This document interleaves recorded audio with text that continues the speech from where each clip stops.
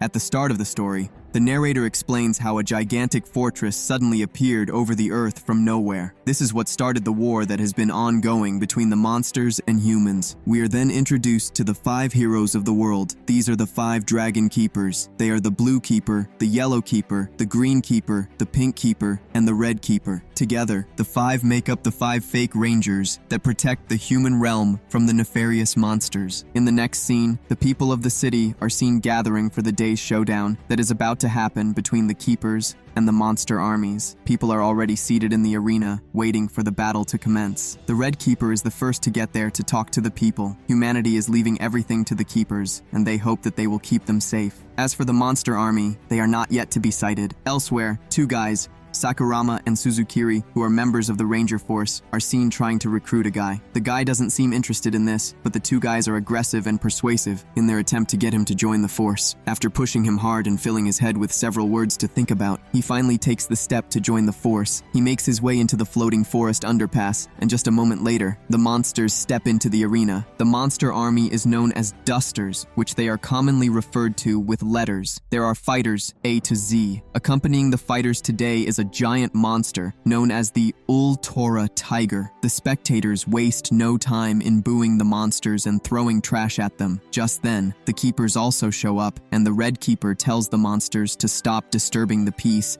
because the planet will never fall to them. The people start cheering for the keepers, their heroes, and their saviors. Tiger then introduces himself to the people, letting them know that he is a monster born of the grudges that are in the world. Tiger orders the fighters to go after the people. One of the fighters almost makes it to where a spectator is, but Suzukiri is there to protect the boy. She then tells Sakurama to take the boy to a safe place, and he obliges. The tiger continues to cause havoc, causing the keepers to admit that he is stronger than the other monsters that they have fought in the past. The green keeper then decides to use his strength against the monster. He picks up a boulder and throws it at the monster, seemingly defeating the guy. They are about to start rejoicing when Tiger emerges from under the rubble again. Some of the spectators have their phones out recording everything that is happening. One even mentions how confident he was that the boulder was not going to take down the giant monster. Tiger continues to boast, telling the spectators and the keepers that he is immortal and will never die. He then decides to transform into his ultimate self, and this turns out to be a moving truck. He charges toward the keepers and they do the same, but he ends up throwing the keepers away because he seems to be more powerful than they thought. The people watching this are already losing hope with the way the keepers are getting trashed by the enemy. They admit that the monster is very strong and the fact that they might actually be done for this time around. Just then, a kid from the stands tells the keepers not to give up and stand on their feet. This is enough motivation for the colored fighters as they stand on their feet, telling the monsters that they will always have a reason to fight as long as there are people to protect. The keepers result in using their divine artifacts, forcing the dusters to gather around to avoid getting picked out one after the other. While they are gathered to talk, the dusters start to go over their role. While they are discussing, they find out that Fighter D is among them, which is not supposed to be because he is not supposed to be on shift. The keepers set their divine artifact to ready to fire on the monsters. The dusters gather around Tiger to try and fortify their defenses, but this is when Fighter D walks away from the bunch, telling them that he is done with their crap. He walks toward the cannon fire, getting hit by most of the blast from the cannon, resulting in a ball of fire. The Red Keeper then tells his people that it is time for the commercials. The scene goes back to an hour earlier where the dusters are gathered, having a discussion in their fortress. They are trying to come up with the monster for the week, but nothing seems to be coming to them. Fighter A starts to complain about the fact that they have to come up with new monster ideas every week. They stand by the radio to hear what the humans have to say. They learn from the radio that the humans are expecting the monsters to unveil their current secret weapon. Fighter A cannot take this anymore, and he just lies down on the floor complaining about the fact that they have been at this for 13 years. The others remind him that they are nothing but dusters, and there is little to what they can actually do. Since their bosses have been wiped out, they have been left to come up with dumb ideas. The dusters get to the drawing board,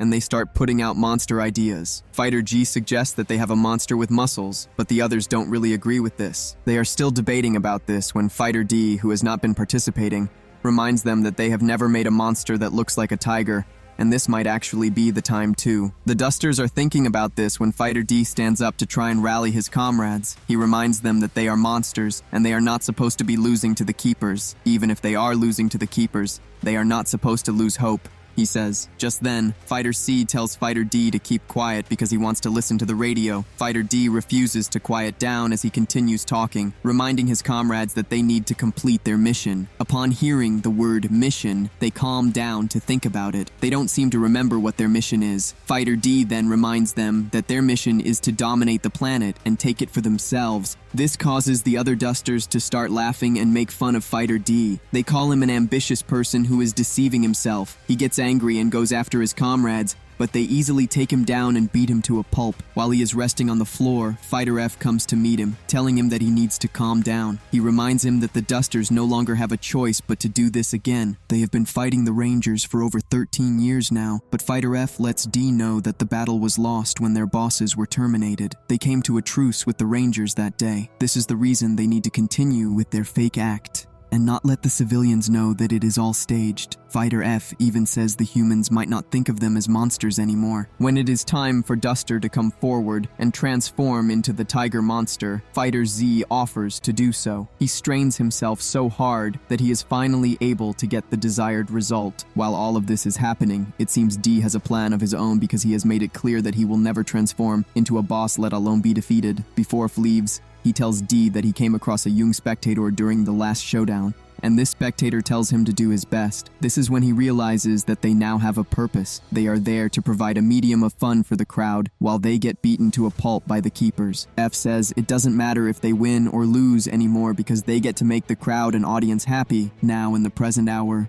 D thinks of how he wants to become the best monster. As the blast hits him hard, everyone thinks it is over until D emerges from the flames, talking about how he wants to change the scenery of things. He wants to rewrite the story and get the monsters to win, even if it is once. The Keepers are surprised to see one of the Dusters still alive, and Yellow Keeper mentions the fact that this was not in the agreement that they had. She tells D that he still has time to return to the fortress if he leaves right away, but D is not ready to do that. He is there to end the rigged games that have been happening for so long. He talks about taking down the Rangers, and just as he says this, he launches himself in the air at high speed with the aim of going after the Keepers. However, it turns out that all of this speed attack is in his head. He is just moving slowly like a kid who has poop in his underwear. The Keepers cannot but laugh when they see this, and they realize that D is not a threat to them. It is left for Red to take care of the stranded Duster. Even with the odds stacked against him, D continues running toward his enemies. He plans to show the people that he is not a walkover,